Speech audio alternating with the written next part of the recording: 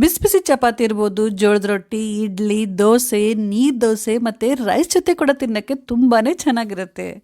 ಒಂದು 15ರಿಂದ 20 ದಿನಗಳವರೆಗೆ ನೀವು ಇದನ್ನು ಸ್ಟೋರ್ ಮಾಡಿಟ್ಕೊಂಡು ಯೂಸ್ ಮಾಡ್ಬೋದು. ಫ್ರಿಜ್ಜಲ್ಲಿ 1 ತಿಂಗಳವರೆಗೂ ನೀವು ಇದನ್ನು ಸ್ಟೋರ್ ಮಾಡಿಟ್ಕೊಂಡು ಯೂಸ್ ಮಾಡ್ಬೋದು.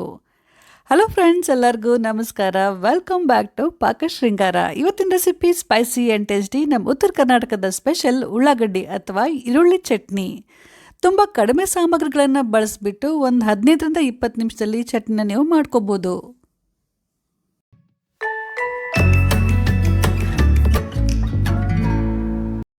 ಈರುಳ್ಳಿ ಚಟ್ನಿ ಮಾಡೋಕ್ಕೆ ನಾನಿಲ್ಲಿ ಮೀಡಿಯಮ್ ಸೈಜಿನ 5 ಈರುಳ್ಳಿನ ಕಟ್ ಮಾಡಿ ಇಟ್ಕೊಂಡಿದ್ದೀನಿ. ನೀವು ರೆಗ್ಯುಲರ್ ತಿಂಡಿಗೆ ಮತ್ತು ಪಲ್ಯಕ್ಕೆ ಯಾವ ರೀತಿ ಕಟ್ ಮಾಡ್ತೀರಾ ಆ ಥರ ಕಟ್ ಮಾಡಿದ್ರೆ ಸಾಕು.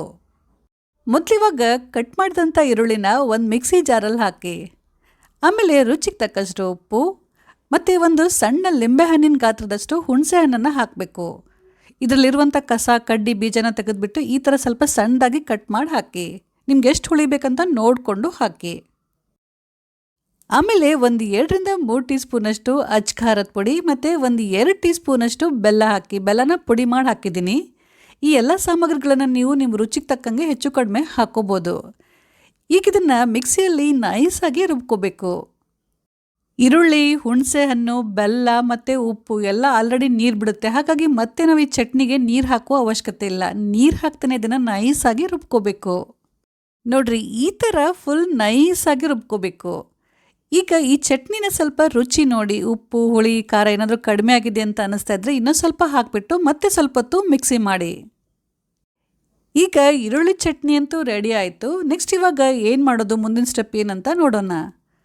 ಒಂದು ಕಡಾಯಿನ ಬಿಸಿ ಮಾಡೋಕ್ಕೆ ಇಟ್ಬಿಟ್ಟು ಒಂದು 3ರಿಂದ 4 ಟೇಬಲ್ ಸ್ಪೂನಷ್ಟು ಎಣ್ಣೆ ಹಾಕಿ. ಇದಕ್ಕೆ ಸ್ವಲ್ಪ ಎಣ್ಣೆ ಜಾಸ್ತಿ ಬೇಕಾಗತ್ತೆ. ಎಣ್ಣೆ ಚೆನ್ನಾಗಿ ಬಿಸಿ ಆದ ನಂತರ ಈಗ ಇದರಲ್ಲಿ 1 ಟೀ ಸ್ಪೂನಷ್ಟು ಸಾಸಿವೆ ಹಾಕಿ. ಸಾಸಿವೆ ಚೆನ್ನಾಗಿ ಚಟಪಟ ಅಂತ ಸಿಡಿದ ನಂತರ ಗ್ಯಾಸ್ ಆಫ್ ಮಾಡಿ. ಗ್ಯಾಸ್ ಆಫ್ ಮಾಡಿದ ನಂತರ ಈಗ ಇದರಲ್ಲಿ ನಿಧಾನ ರುಬ್ಬಿದಂಥ ಚಟ್ನಿನ ಹಾಕಬೇಕು. ಸ್ವಲ್ಪ ಕೇರ್ಫುಲ್ಲಾಗಿ ಹಾಕಬೇಕು, ಎಣ್ಣೆ ಸಿಡಿಯುತ್ತೆ.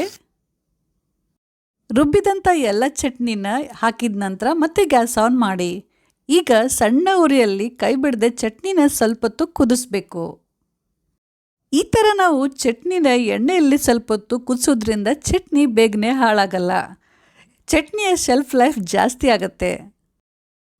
ಈರುಳ್ಳಿಯ ಹಸಿ ವಾಸನೆ ಹೋಗ್ಬಿಟ್ಟು ಚಟ್ನಿ ಸ್ವಲ್ಪ ಗಟ್ಟಿಯಾಗುವವರೆಗೂ ನಾವು ಇದನ್ನು ಇದೇ ರೀತಿ ಸಣ್ಣ ಉರಿಯಲ್ಲಿ ಕೈ ಬಿಡದೆ ತಿರುತ್ತಾನೆ ಇರಬೇಕು.